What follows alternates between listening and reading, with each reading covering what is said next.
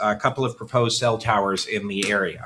And we have within our right to have Verizon pay for a third-party engineer that answers to the town to determine the validity of the claims that these cell towers are actually needed. We did a search, but Josh, do you want to talk a little bit about how we came to this so that people know we are actually looking for an independent and not somebody for Verizon? Sure. Yeah. So with RF engineering being a relatively specialized field, there aren't a lot of folks in the area that do this kind of work. So we did reach out to, I believe, a total of 10 companies that were actually all over the country. Unfortunately, we only received one response back, which is the one that's before you tonight. And actually, they're located in Batavia, so they are relatively close to us. They have a breadth of experience. I think we've provided you with a copy of what their submittal was, and we're pretty confident based on their experience that they will do everything we're asking them to do to help evaluate Verizon's proposals.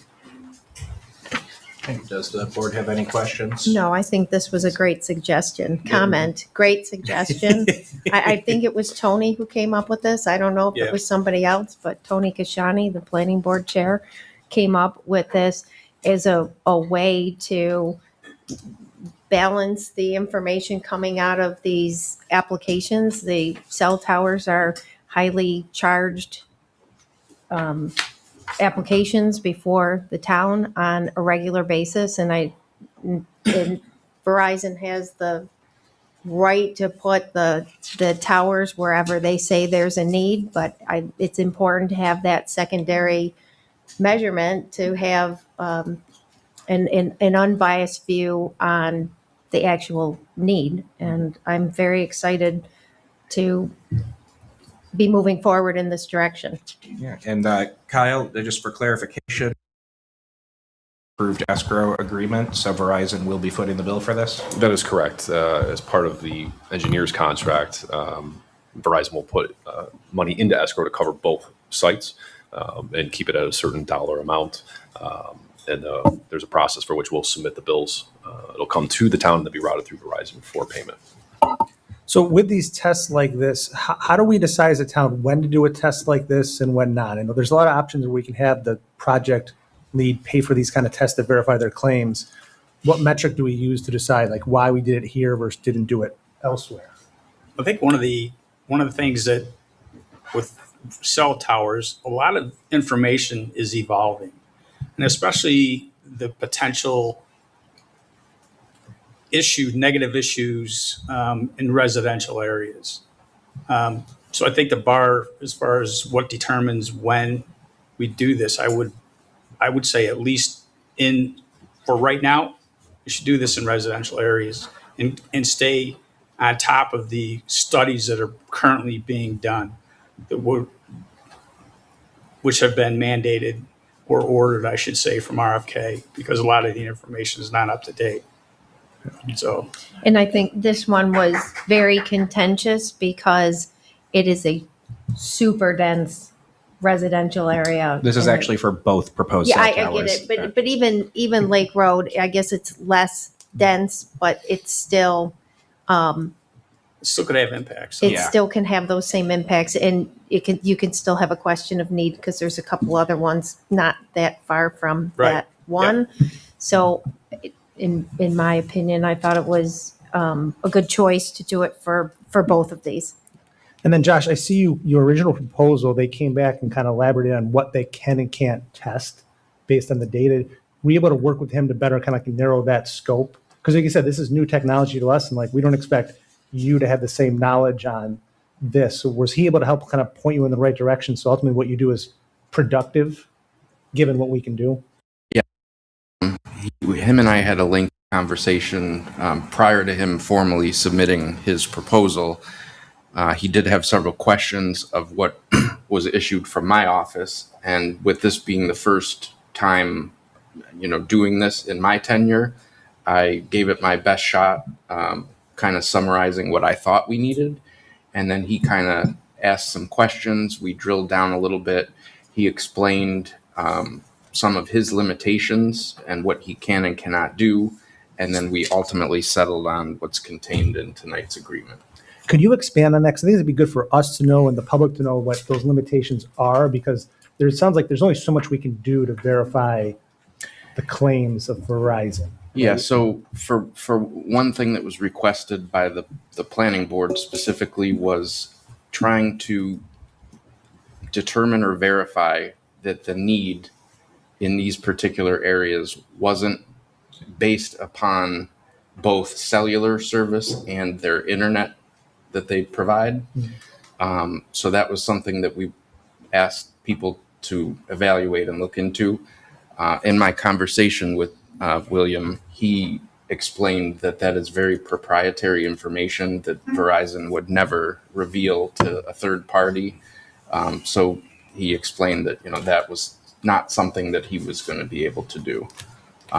Likewise, he also indicated with the option of doing this potentially, but doing line drives where they actually go physically within certain points of the search area with some type of device that measures frequencies of some kind.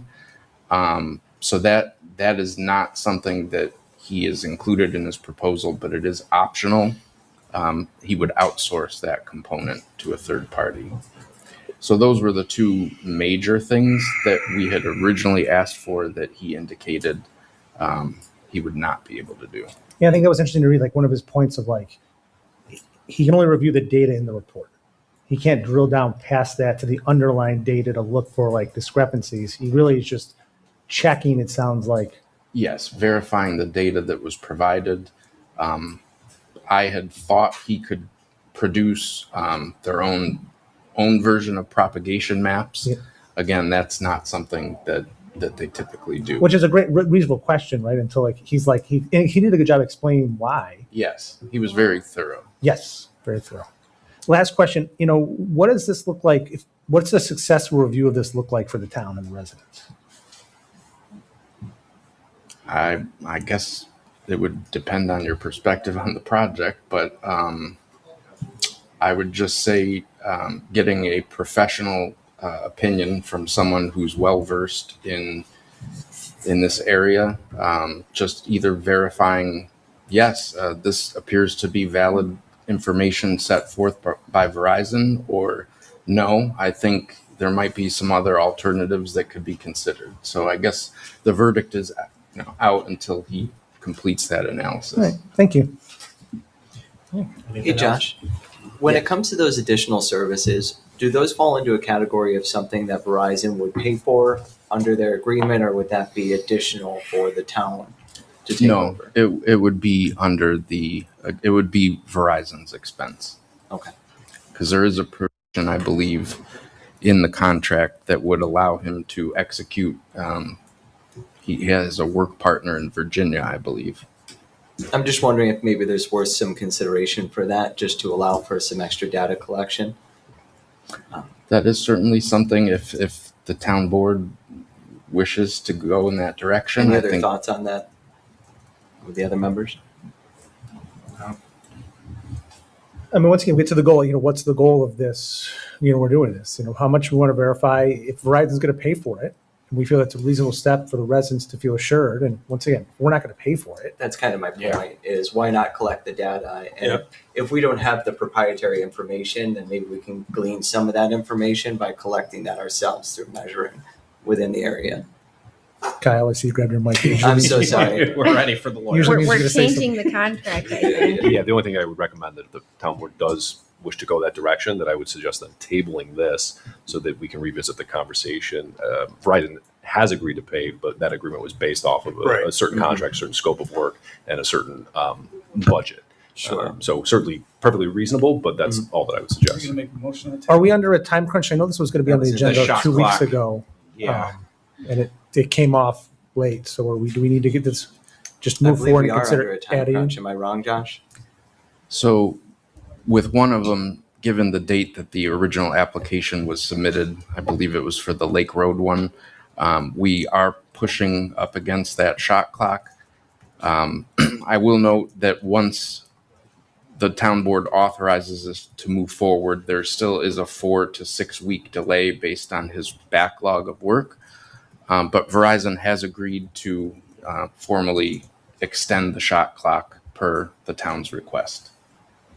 Based on the current contract, though. And that may change assessment if we add an additional layer from Verizon's standpoint. Potentially. Okay. I don't want to put Laura on the spot, but we do have counsel here for Verizon. I'm so sorry, Laura. Yes, we actually still, Laura Smith from Nixon Peabody is still here. And I voted here today. I'm just doing all my Nice. business. I'm sorry, I didn't hear the question. So what I was wondering, in terms of the additional aspects that are offered through the RF engineer, which involves doing some data collection on site. So those are pieces not included in the current contractual agreement, but there is an agreement to extend our timeline given that the Lake Road cell tower project is pushing up at that time period.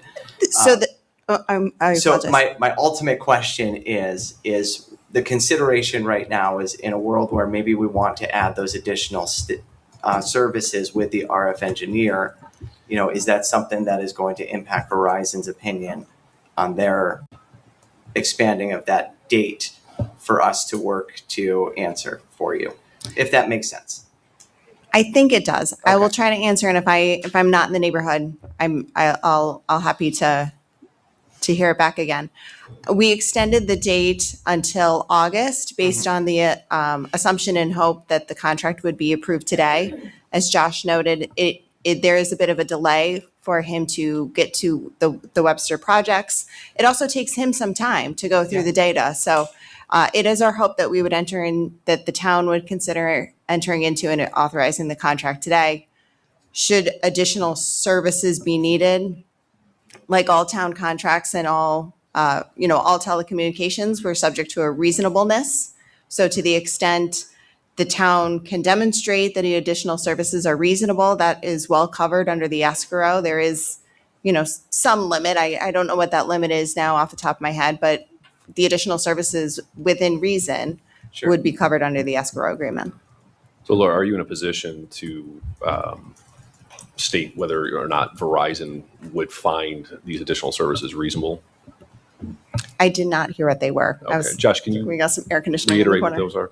Yeah, I think it was pertaining to actual field work where they have some type of device where they're measuring frequencies in certain parts of the search area. I can't recall the. Josh, do you think that's listed in his document? I'd have to scroll through it. It might be referenced. Okay. I'll try and look quick while you, sorry. Yeah, it was. Let me see. I do agree that that would be an important additional service. Oh, to anything add. we can get. I'll do this right by our residents, so. Sorry. No. Josh, what was it called? Do you remember?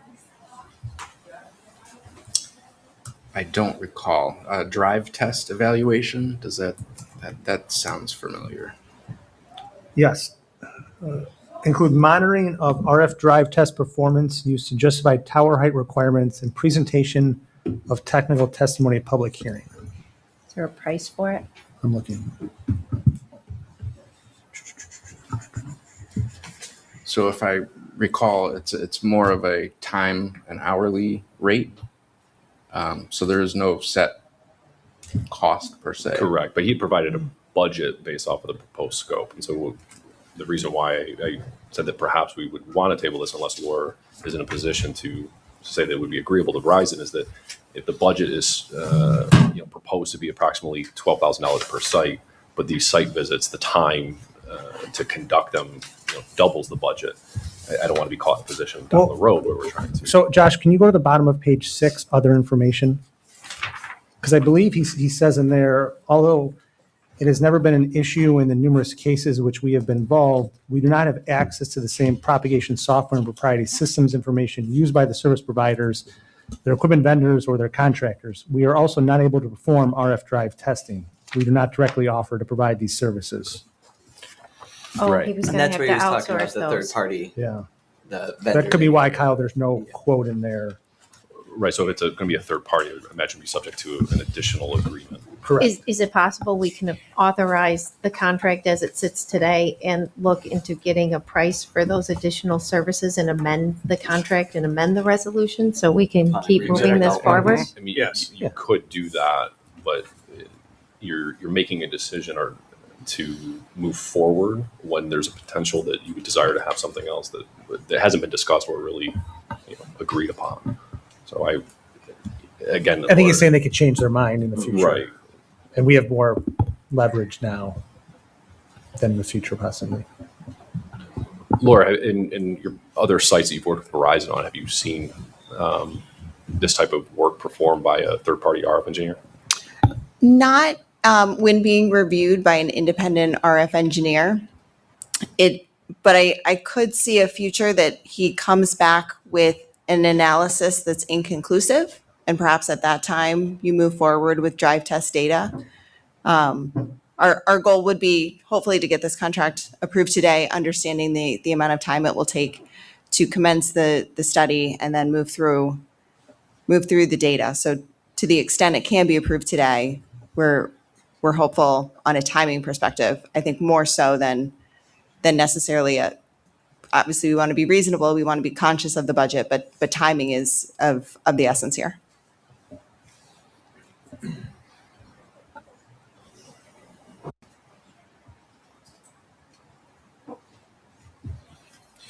I mean, Josh, do you remember from talking to him subject of value that he thought the RF drive testing may provide? Because his proposal here is, it says, in the unlikely event that more modeling is ever deemed necessary, we can assist you. So, his report doesn't really provide much color context on the value of that.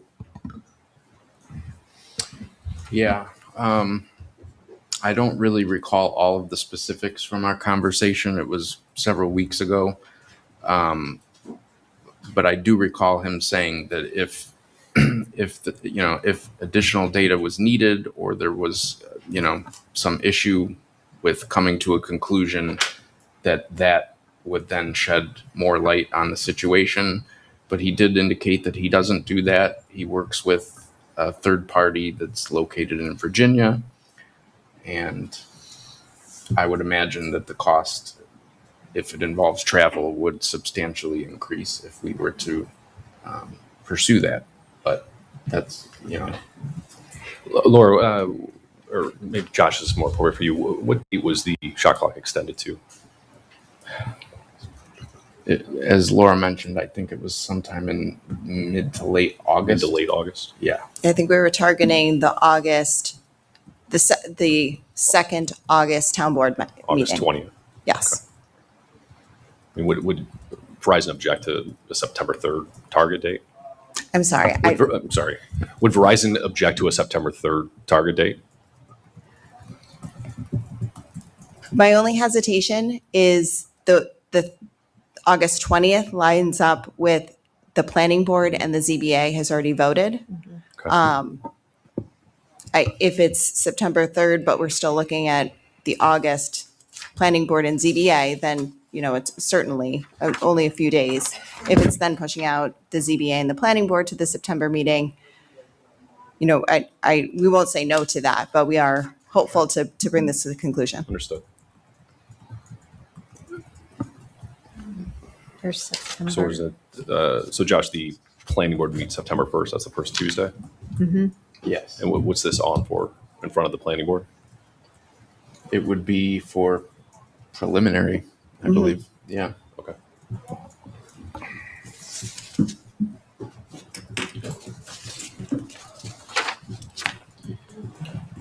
So then it isn't likely that the planning board could maintain that meeting with this information outstanding. In my opinion, I don't think they would Okay. move forward without it. Yeah, well, the resolution is to authorize B, so I am not able to make any of this. So. So then I guess you know, if the town wants to explore adding these additional services, and it involves a consultant that is in Virginia, is that accurate, Josh? From my recollection, yes. I think that has the potential to change the proposed budget drastically. And I just don't know that I would recommend moving forward with a contract if you're going to be changing such a material element of that contract. Well, Josh, any inclination that we can't get this sorted out in the next 2 weeks from your conversations with the gentleman? I would imagine that we could get some additional clarity around this issue within 2 weeks. Any thoughts from the board then on extending this 2 weeks to I have no problem with that if it's going to provide that clarity, like Kyle says, avoid the ambiguity? Yeah. I think it's the right thing to do, and Laura, I apologize. I know that pushes the timeline back, but I do think exploring and making sure we dot our I's and cross our T's across the board is good for everybody.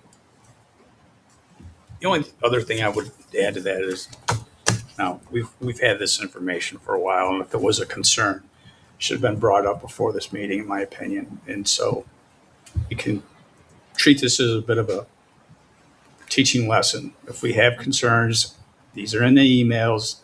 They have questions. There's a time to do it. That's just my opinion. Now, Kyle, does it matter if we make a vote to table or reschedule?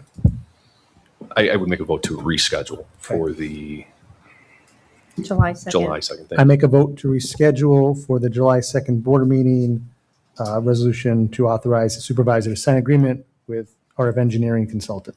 I'll second that. Councilman Wagner, Aye. Councilman Cahill, All right. Supervisor Sheldon, Aye. Councilwoman Wright, Aye. Councilman Hunter. Aye.